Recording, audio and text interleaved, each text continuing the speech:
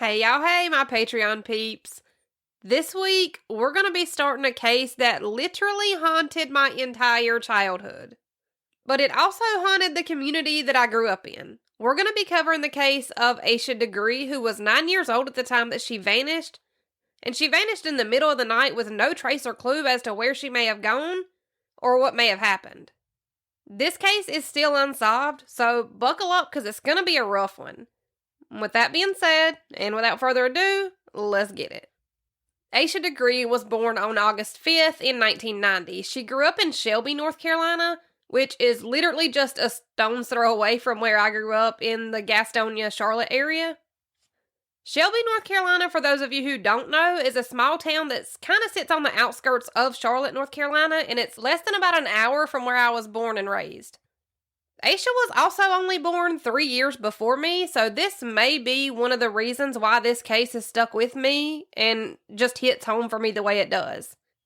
It's just like it's a little too close to home, and I just never stop thinking about it. It's literally one of those cases that I think about randomly going to bed at night. And like I said, that may just be because there are so many similarities. It's literally less than an hour from where I used to live, the roads I used to ride, the places I used to go, the things I used to do, the restaurants I grew up eating in. It's just a lot. Asha lived in a duplex in Shelby, North Carolina with her mom Aquila, her dad Harold, along with her brother O'Brien. And everybody that knew the Degree family all say the same thing. They say that Asha and her brother O'Brien were like the best of friends.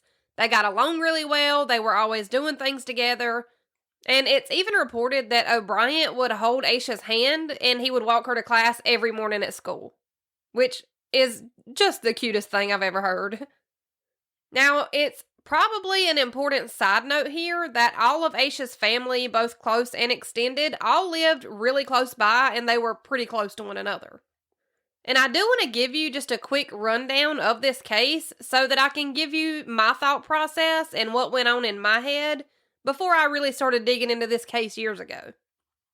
Because honestly, even as a teenager, I thought I had cracked this case. I really did. But the more I started digging, the more I realized, I didn't crack shit. So essentially what happened is that Asha left her house in the middle of the night. What we know is that she packed a bag, and then she was later seen walking down the road near her house, but after that sighting, she's never been seen again. Now, my first initial thoughts before I really dove deep into this case, and like I said, this has been one that I've dug into for years, and if y'all want this on the regular podcast, maybe on a Wednesday and do like a deep dive with multiple parts, just let me know. Send me a message, DM me, whatever. But initially, when I first started digging into this case, I really truly thought that somebody had groomed Asha, maybe somebody online who talked her into like walking out of her house while the rest of her family slept peacefully in their beds. Because in today's day and age, we see this kind of thing all the time. It's not uncommon. But this case took place in the year 2000. So things were a little bit different as far as internet access goes. But we did still have the internet. But then I started digging into this case, and the more that I dug, the more that I realized that that theory was damn near impossible. Asha's parents didn't allow either one of their kids to have or use a computer. And that was because they were actually worried about how the internet could influence their kids. The kids weren't even allowed to open the door to the house for any reason. It didn't matter if it was a family member or a neighborhood kid, it did not matter if they were expecting somebody to pop in for a visit. Asha and her brother O'Brien both knew not to open the door for anyone for any reason until Asha's parents okayed it. Asha's parents were worried about the possibility of stranger danger in and around their homes, and they avoided computers and things like that to try to avoid grown adults pretending to be kids online and then having a bad outcome. Asha's parents had thought of all of it. They really did. Both Asha and her brother O'Brien were both only allowed to watch movies and TV shows that their parents pre-screened and then approved of. So as far as I can tell, Aquila and Harold did try to protect their kids from every bad thing that they could possibly think of, and sadly, it still wasn't enough. And I've seen people talk online about this case and talk about how strict Aquila and Harold were as parents, and to that I say, can parents be too overprotective? I don't think so. Not in today's society, not in the world we live in now. Aquila is even been quoted saying, quote, "I never let them out of my eyesight, and that's why this is so hard. I always knew where my children were, except for now."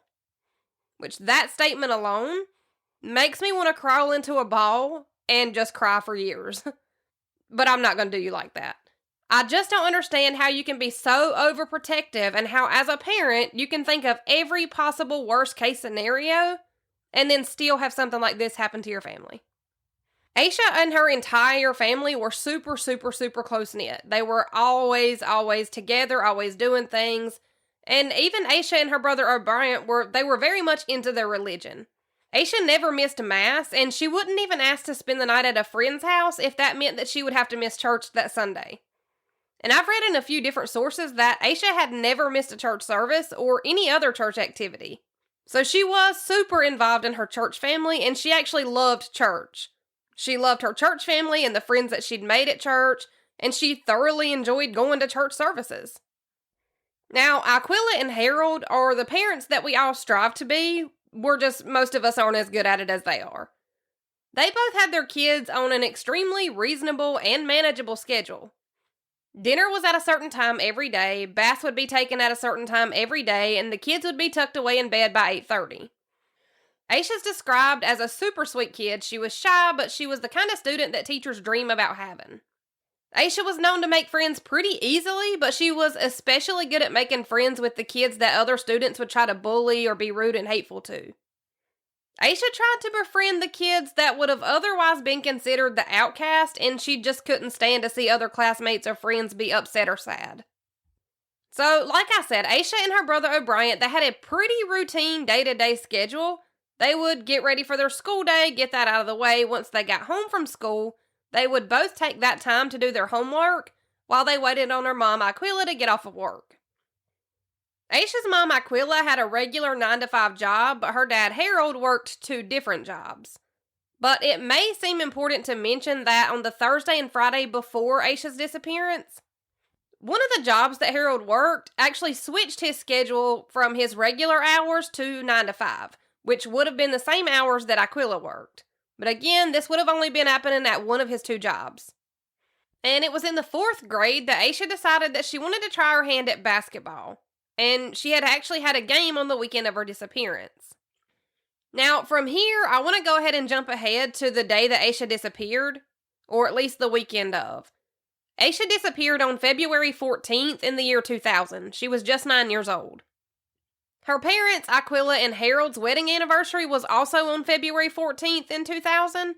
The couple was celebrating their 12-year anniversary together. Which, I think that's just another weird connection that I have to this case, just because my birthday is on February 14th, which is also Valentine's Day, but that's also mine and my husband's anniversary too. So again, maybe that's part of the reason that this case resonates with me in the way that it does. I also have kids who are around this age. Mine are 11 and 12, and even at their age, I absolutely could not imagine them walking out of our house in the middle of the night and just never seeing them again. But that's exactly what happened here. So let's go over the events of the weekend of the 12th and 13th of February before we get into when Asha was reported missing. On February 11th, 2000, Asha and her brother O'Brien hung out with their aunt while their parents were at work. This week had been a long weekend off of school, and that Friday, Asha and her brother O'Brien both had basketball practice. Everybody remembers that practice was pretty normal. Asha's basketball coach, Chad Wilson, is quoted saying, quote, "Asha was her usual fun-filled self. She had a good practice." Now, the following day, on February 12th, Asha and her brother O'Brien both had a basketball game. Asha's team was going to play first, and this was the first game that her team had lost all season. So, of course, Asha and a few of the other girls on her team were kind of upset over the loss of the game. And Asha was even more upset over the fact that she had been fouled out 3 minutes before the game was over. But her coach, Chad Wilson, says that he just kind of tried to explain to Asha that bad calls and bad moves are all just part of the game. It's all part of the learning process to try to make everybody on the team better. Coach Wilson says that since it had been the first game of the season that the team had lost, that most of the girls on the team were a little upset and maybe even a little bit disappointed. but that it wasn't really that big of a deal because later people will say that Asha ran away from home because of this game. I really think this was just preteen emotions. Trust me, they are high. Now, shortly after Asha's game was over, her brother O'Brien's game was set to start.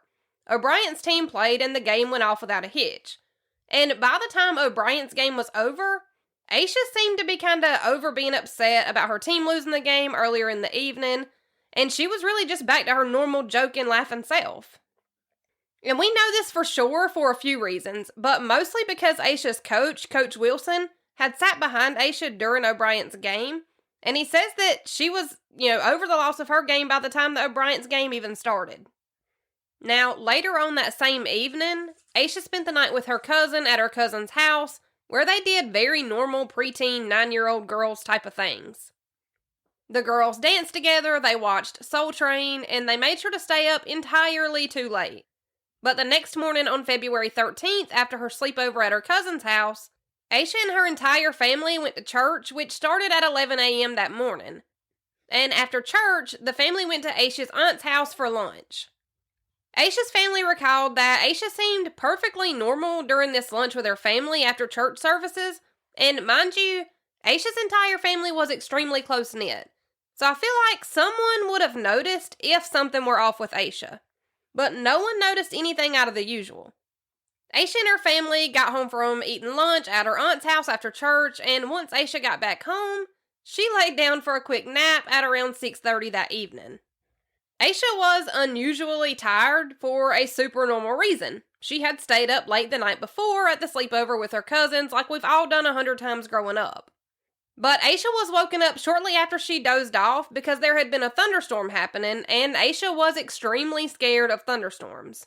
So once the storm woke Asha up, she got out of bed and went into the living room, and she just kind of sat and watched TV with her mom and her brother. After watching TV for a while, it was time for Asha and O'Brien to get ready for bed. But again, like I've already mentioned, the kids were on an extremely routine schedule.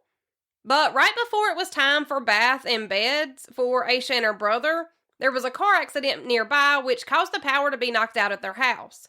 So the power was off at their house, but it was also off for everyone that lived in the same neighborhood as Asha and her family. So with the power being knocked off, Aquila decided that it would probably just be easier if she woke the kids up a little bit early the next morning so that they could take their baths before they got ready for school. So instead of Asha and O'Brien taking baths before bed, this night, they just got into their PJs and went and got into bed. Asha got dressed in a little white, cute little nightgown with red trim that had a teddy bear on the front of it. And Asha and her brother O'Brien laid down in their separate beds in the bedroom that they shared together. Asha's dad Harold got off of work around 11 p.m. from his second job, and he stopped by the store to get the kids some Valentine's Day treats since Valentine's Day was the next morning. Harold says that he got home at around 12:30 a.m., which would have technically made it February 14th when he got home. And by the time that Harold got off of work and he stopped to get the Valentine's Day candy for the kids, by the time he made it home, the power at the house was back on from the car accident that had caused it to go out earlier that evening.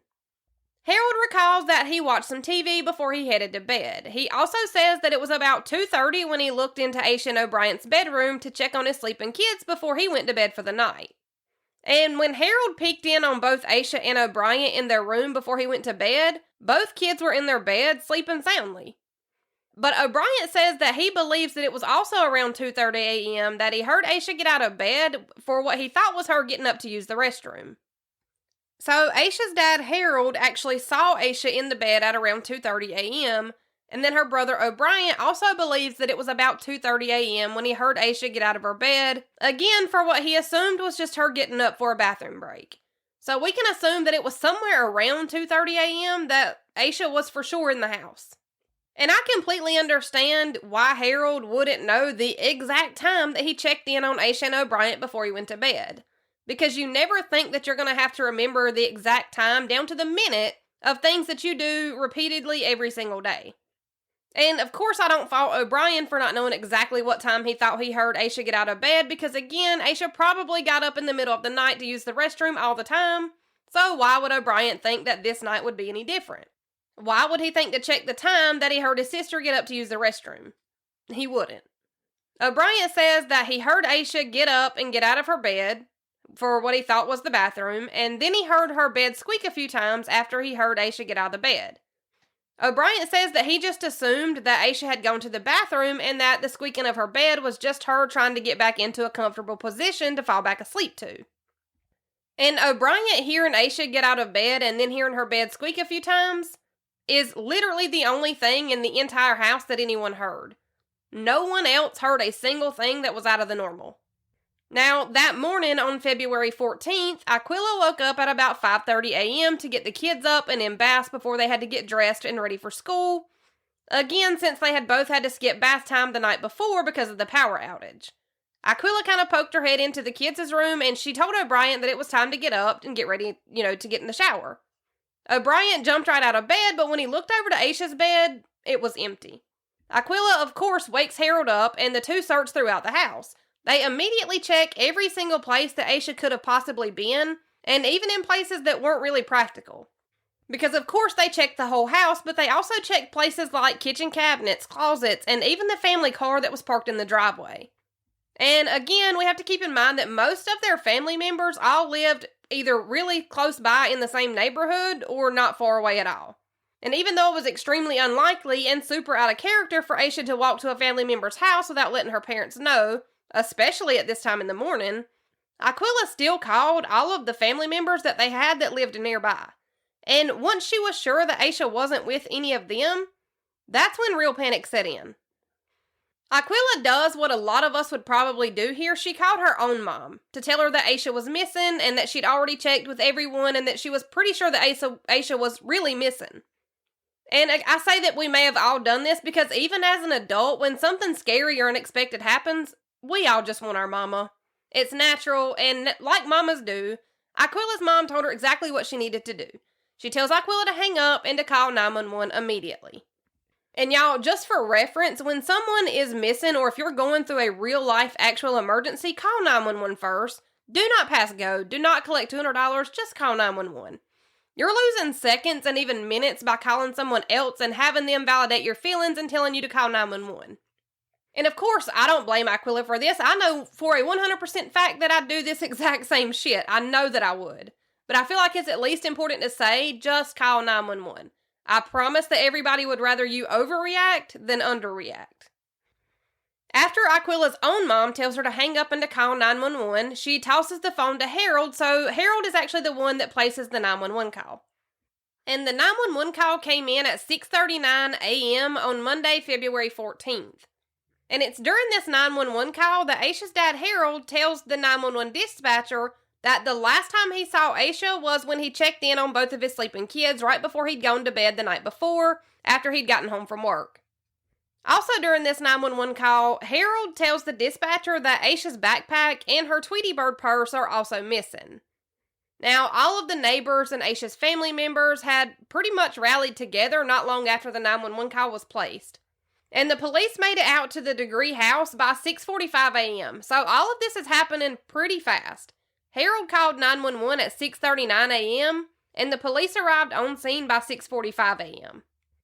Now, by 7:30 a.m., Aquila was on every news station and channel in the county. All of the news vans and newspaper vans were all surrounding her on the streets.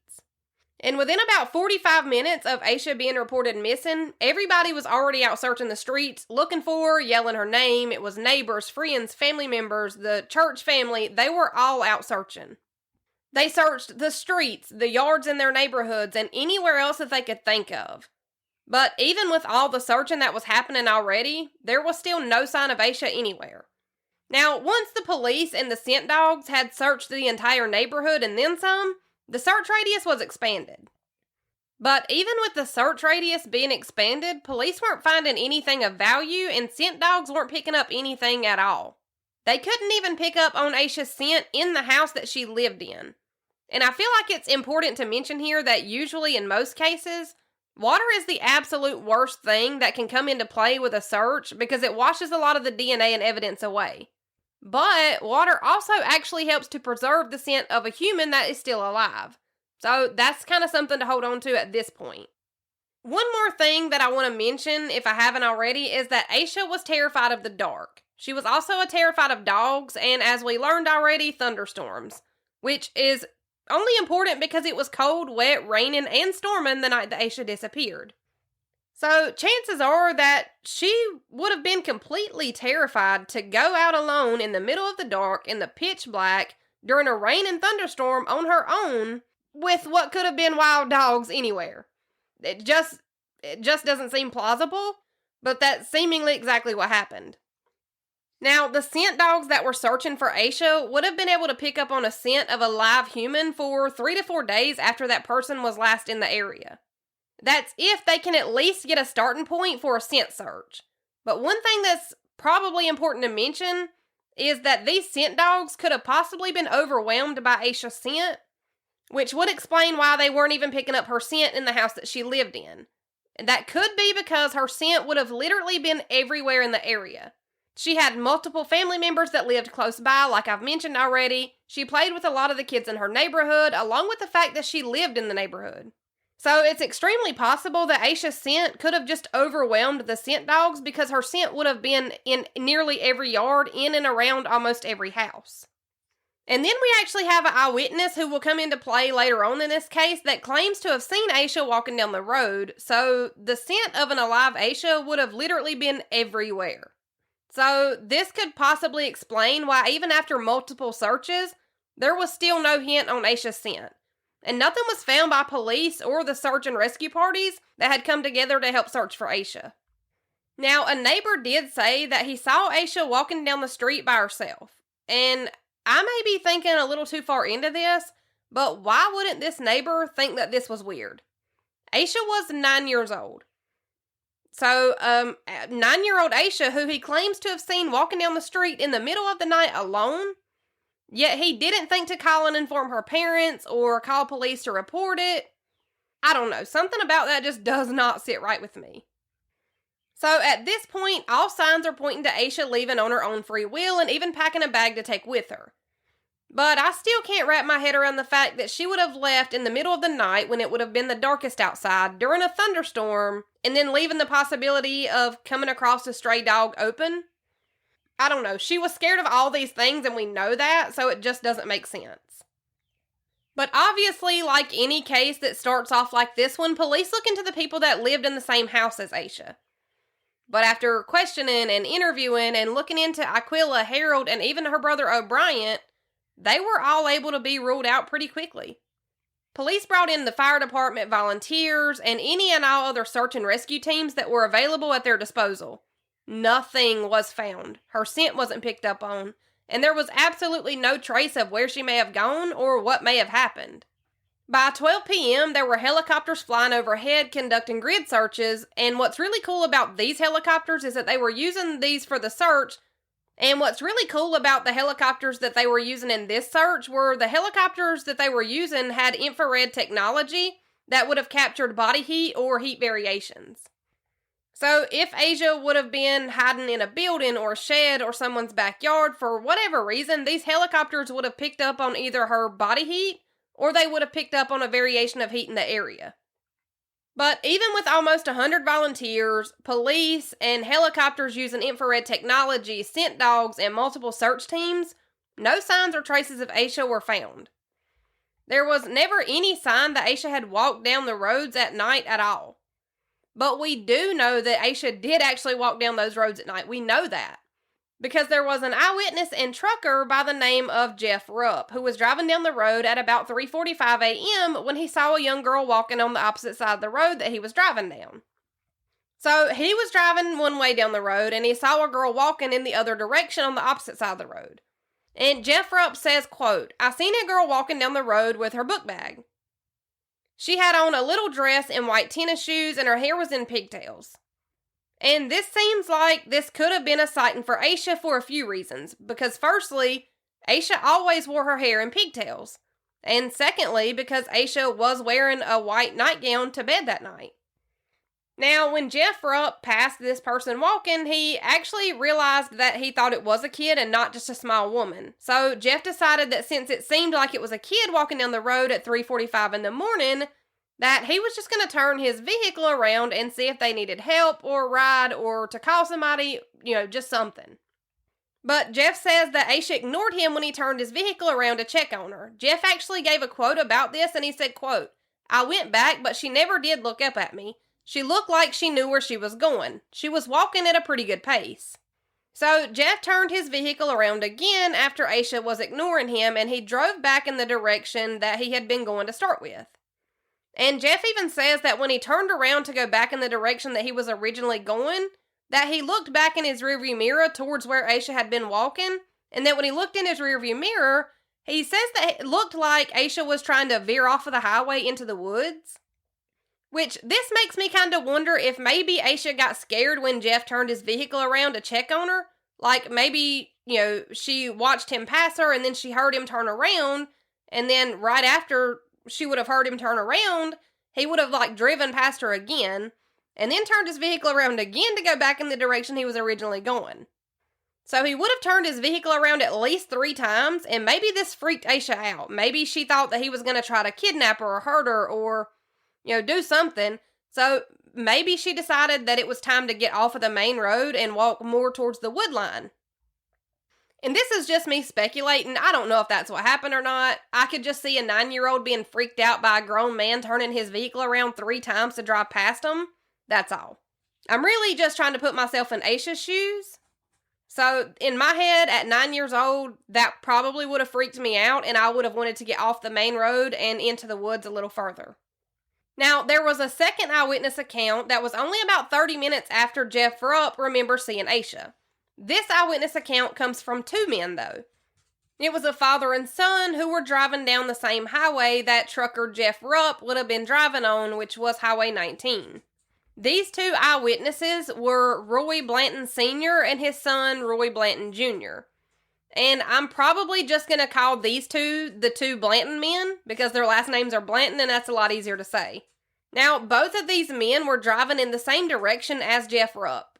So the 2 Blanton men would have also seen Asha walking on the opposite side of the road from them. One of the Blanton men said, quote, "It was a small figure wearing light-colored clothing. I thought it was a woman. I couldn't tell if it was a child. I thought maybe it was a domestic violence thing where the woman left the house and was out walking." So the 2 Blanton men saw who we believe is Asha Degree walking down the road somewhere around 4:30 a.m., but it would have still been dark outside, so they weren't sure if this was a child or a grown woman. But they were more or less thinking that this would have been a grown woman maybe fleeing from a domestic violence situation. And I can see why they would think this, because why would your mind at first go to, that's probably a 9-year-old walking down the road in the middle of the night before 5 a.m.? I just don't think that's where their minds would have immediately gone, and that seems to be true. The 2 Blanton men were kind of worried about the girl or woman walking down the road in the dark alone, so they put out a warning on their CB radio to let other truckers know to be on the lookout for a woman walking down the road on Highway 18. Because again, it was dark outside, so they wanted to make sure that all of the other truckers in the area knew that she was there, that way she didn't get hit by one of them. So they just sent out a warning in hopes that other truckers would be aware that she was there. And if it was Asha that these 2 Blanton men saw, then that makes me believe that Asha got scared when Jeff Rupp, who was the first eyewitness, turned around, and maybe she got off the highway long enough to let him get out of the area, and then maybe she just got back on the main road a few minutes after Jeff Rupp passed her. Like, maybe she was walking down the highway, and then Jeff Rupp turned around a few times to pass her, and this freaked her out, so she got off the main road and walked along the wood line until later when the Blantons saw her. And again, this is just me speculating and thinking out loud. We don't know if these 3 men even saw the same person or not. And we definitely don't know if it was Asha or not. Because the 2 Blanton men couldn't tell if it was just a smaller figured woman or if it was a child. However, all 3 of these men did say that the person they saw with the pigtails walking down the road was alone. Now, some interesting parts of this case to keep in mind are that Asha locked the door to her house when she left. It's also important to notice that there was nothing to indicate a struggle inside of the home, nothing was missing or out of place inside the home, except for the few things that Asha packed in her book bag and her Tweety Bird purse. And as police started the investigation into this case, they did learn that there were a few things of Asha's that were missing. Of course, like we know, Asha's backpack was missing along with her Tweety Bird purse, But some of the other things that were missing were a pair of Asha's black tennis shoes, a pair of Tweety Bird overalls, and Asha's favorite pair of jeans. So police wonder a few things about this, like why did Asha pack a few changes of clothes and an extra pair of shoes? Where was she going, and did she plan on coming back? Is that why she only packed one pair of pants and one set of overalls? Something else to keep in mind is that Asha had her house keys with her when she left because the door was locked. But the way that Asha's family and the police talk about the door being locked, it makes me wonder if it wasn't the deadbolt that was locked. Like maybe she used her key to lock the deadbolt from the outside of the house when she left. But either way, the clothes being packed, the door being locked, and the fact that nothing was missing or out of place, that makes police believe that Asha left the house on her own. Shelby County sheriffs believe that Asha may have even packed that bag 2 to 3 days before she actually left her house. Now, on February 15th, which was day 2 of the search, there were still tons of volunteers out searching for Asha, and as word of Asha's disappearance got out, people were asked to check their own backyards, their own buildings and sheds and things like that.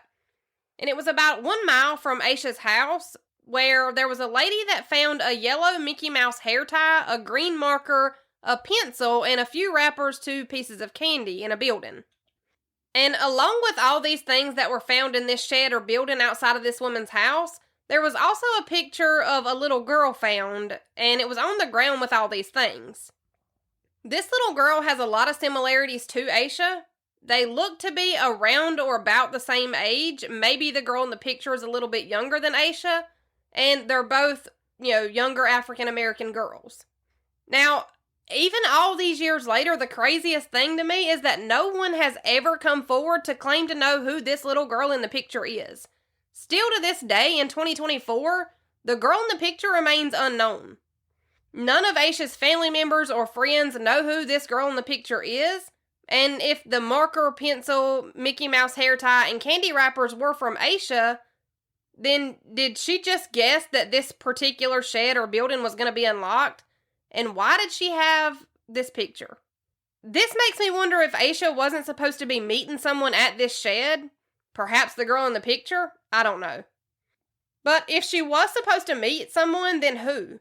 Police have interviewed literally everybody in Asha's life. Her friends, her family members, teachers, and church family, and even Asha's friends say that she wasn't talking to anyone that they knew of, and that nothing was unusual with her. Eventually, people in the area were asked to check anywhere on their properties where Asha could have been. So people were checking their old sheds, buildings, inside of abandoned houses, water wells, literally everywhere. And nothing was found within the original 2 to 3 mile radius search that they started with. Now, after 7 days of searching and more than 9,000 search hours, there was still absolutely nothing found, so the search radius was expanded even further, this time to 26 miles. Police checked the 2 different gas stations that were near Asha's house for video footage, and they interviewed the cashier that worked at the gas station. Nothing was found on the video footage, and the cashier didn't see or know anything. But if Asha didn't stop by those 2 gas stations, then where else would she have gotten food? But then in order to get food from a gas station, she would have still needed money to buy it with. And if Asha had been with an adult for whatever reason, then they would have likely needed gas. And I wonder if they checked just those 2 gas stations near Asha's house, or if they checked all the surrounding gas stations. And that part I'm really not sure. But it would be more than a year before any leads would come in. It was on August 2nd in 2001 that a Shelby man was digging on an access road. He was digging off of the highway when he found a black trash bag buried under the dirt. Once the man opened the trash bag, there was another black trash bag inside of that. Once he opened the second black trash bag, there was a black backpack. The man looked through the backpack, and inside the bag, there was a spot where you would write the name and number to the owner of the bag inside of it. The man saw the name and number written inside the backpack, and he jotted it down and just kind of tossed it to the side. But later on, when he got home, he was showing it to his wife. Now, luckily, this man's wife knew the name immediately, and the name written inside of the bag was, of course, Asha Degree. The man's wife knew Asha's name, and she knew that she was missing. The black backpack was handed over to police, and it wasn't until the 20th anniversary of Asha's disappearance that police finally revealed to the public what was inside of the backpack. And it was really nothing of substance inside of the bag. As far as what I can tell, it was a Dr. Seuss book and a New Kids on the Block t-shirt. Now, what's weird about the New Kids on the Block shirt is that they weren't even really a thing until 1994, and Asha would have only been 4 at the time. I just don't think that shirt belonged to her, and Asha's mom, Aquila, says that it wasn't one of Asha's shirts. It also doesn't match what she was wearing when she disappeared. Now, the Dr. Seuss book that was in the bag was a book that was actually checked out from Asha's school, but the library records don't show who checked the book out. And nothing else really happened in this case until 2014, when an inmate in county jail claimed to know where Asha's remains were. When police got to the site and started digging, the only thing that was ever found were animal bones. So again, this was a dead-end lead. And then in 2014, a man named Donald Ferguson was looked into when his DNA linked him to the murder of a 7-year-old girl. And the only reason that he was looked into for Asha's case is because Donald Ferguson was in North Carolina at the time of Asha's disappearance, and with the murder of the 7-year-old girl, Donald Ferguson was charged with murder and sexual assault. But they were never able to link Donald Ferguson to Asha's case. The next tip that would come in would be in 2015 when Asha's case was opened for reinvestigation. A tip came in from someone that claimed that one of their co-workers may have known something about Asha's disappearance. This same tip claimed that Asha may have gotten into a green car. Now, 2 different kinds of cars were looked into, and again, this lead went absolutely nowhere. Later on, another 10-day search was conducted by the Shelby Sheriff's Department and the FBI and the SBI, and again, absolutely nothing was found. And then in 2020, an inmate wrote a letter to the Shelby Star, which is a local Shelby, North Carolina newspaper. This inmate claimed to know that Asha was dead, and he also claimed that he knew where her body was. Now, even though this inmate did have previous charges for kidnapping and sexual assault, and even though he did live kind of close by to where Asha's house was when she went missing, the sheriff's department investigated the lead, and again, it went absolutely nowhere. Asha's case has changed hands from one detective to the next over the years, and the sheriff's department has always remained adamant that they will not give up on Asha's case. Now, in my personal opinion, I think that Asha had to have been groomed or coached into leaving the house by someone that she knew, or at least by someone that she was familiar with that she thought that she could trust. I just can't see her going willingly with some random person. I also believe that one of the biggest reasons that this case hasn't been solved is because every time the case changes hands, the new detective probably just assumes that the old detectives have looked into all the obvious leads, and maybe they haven't. Maybe like the bystander effect, but in a different sense. Maybe a new detective comes in and sees something that they think could be a lead that seems pretty obvious, but then they second guess themselves and just assume that all the detectives before them would have already checked out any obvious leads. Again, there's no proof of this. This is me thinking out loud. That is all I have for you this week. Like I said, if this is a case that you'd like to see a deep dive on, just comment under the Patreon of this episode, and then we can get into that in a deep dive on the regular feed if that's something that you want to hear. If not, let's do it again. Same time, same place, next Friday. See you then. That's how my mama murdered a podcast.